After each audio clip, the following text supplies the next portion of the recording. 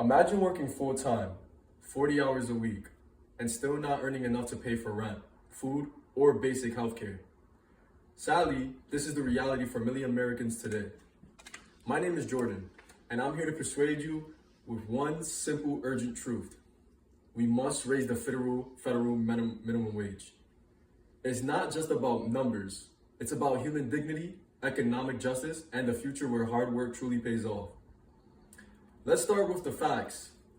The federal minimum wage in the United States has been $7.25 an hour since 2009.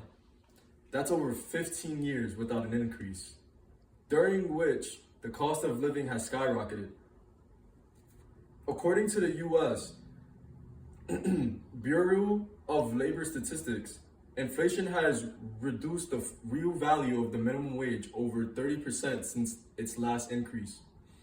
That means workers today earn significantly less in real terms. This stagnation is not just unfair, it's harmful. The Economic Policy Institute reports that a full-time worker earning the federal minimum wage makes just $15,000 a year, well below the federal poverty line for a family of two. How can we, in good conscience, accept that someone working full-time can't afford basic needs? Raising the minimum wage is first and foremost a matter of fairness. If someone is willing to put in the hours, whether in fast food, retail, home care, or other essential jobs, they deserve enough to live with the stability and dignity. As Dr. Haiti Sherrod said, president of the Economic Policy Institute, stated in 2023, no one working full-time should be earning poverty wages in America. Next, let's talk about poverty reduction. The Congressional Budget Office, aka the CBO, estimates the raising federal minimum wage to $15 an hour by 2025 could lift 1.3 million people out of poverty. That's not a small impact. That's millions of families gaining the ability to afford rent, groceries, childcare, and transportation without relying on any government assistance. And speaking of assistance, low wages come with hidden costs for all of us. According to a University of California, Berkeley study, American taxpayers spend about $152 billion a year, subsidizing low-wage work through programs like Medicaid, SNAP, and public housing. That's money we could redirect toward infrastructure, education, or lowering taxes, if more people simply earned a living wage. Critics often claim that raising the minimum wage will hurt the economy, that businesses will slash jobs or close their doors, but real-world data shows otherwise. In 2021, the Center on Wage and Employment Dynamics found that states and cities that implemented higher minimum wages did not experience significant job loss. In fact, businesses often adapted through small price increases or by boosting productivity. Moreover, raising the minimum wage actually stimulates the economy. When workers have more money, they spend it. They shop at local stores, dine at nearby restaurants, and invest in their communities. According to the Federal Reserve Bank of Chicago, every dollar increases in the minimum wage results in $2,800 in additional household spending per year. That's a direct boost to a small business and local economies. Another concern is the effect on small businesses, but studies suggest that higher wages can actually benefit these businesses in the long run. According to the Harvard Business Review, paying workers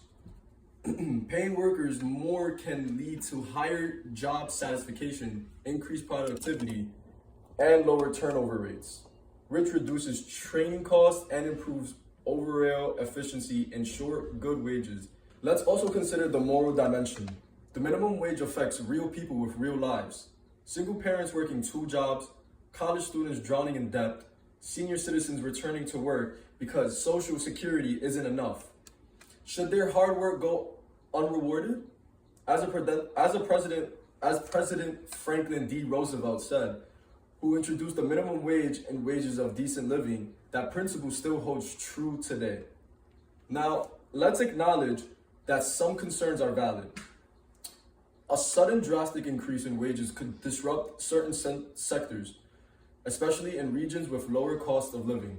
But this is why many proposals, like the one in the Raise the Wage Act, recommended phased increases over several years, giving businesses time to adjust, and many states and cities have already done this with the success. For example, Seattle, which raised its minimum wage to $17,000 for large employers.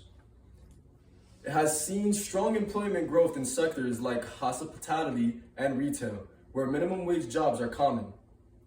Opposition often comes from those with the loudest platforms, but not the most vulnerable voices. When we listen to workers themselves, the message is clear. They want dignity, not charity. Opportunity, not pity.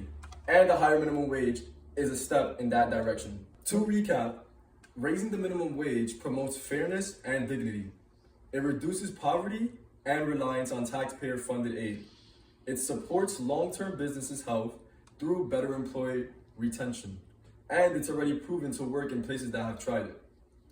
In total, more than 20 states have enacted their own higher minimum wage, some high as $16 to $17 per hour.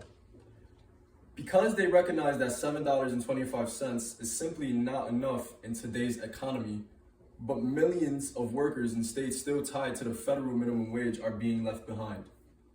If we want stronger, fairer America, we must stand up and demand a living wage for every worker. Raising the minimum wage isn't just the right thing to do, it's the smart thing to do. Thank you.